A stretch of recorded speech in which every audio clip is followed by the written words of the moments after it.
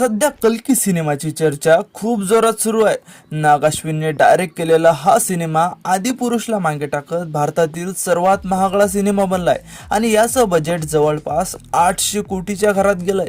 वरवर पाहता हा सिनेमा सायन्स फिक्शन सिनेमा वाटत असला तरीही याची पाळेमुळे मात्र भारतीय पुराणात दडलेली आहे आणि याचीच माहिती आपण या व्हिडिओमध्ये घेणार आहोत। तर कल्कीची स्टोरी फ्युचर मध्ये दाखवलेली आहे, पण त्याची ओरिजिन स्टोरी मात्र हजारो वर्षापूर्वीच्या कल्कीच्या स्टोरी पासून सुरू होते, ज्यामध्ये आपल्याला अश्वत्थामा पाहायला मिळतो।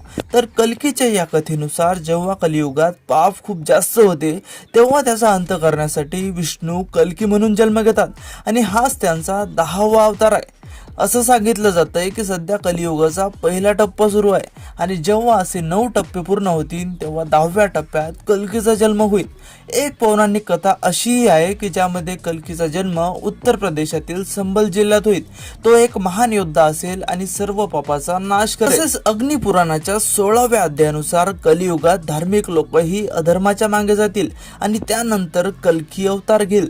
तो हातात धनुष्यबाण घेऊन घोड्यावर बसून राक्षसांचा वध करेल आणि त्यानंतर पुन्हा सत्ययुग सुरू होईल।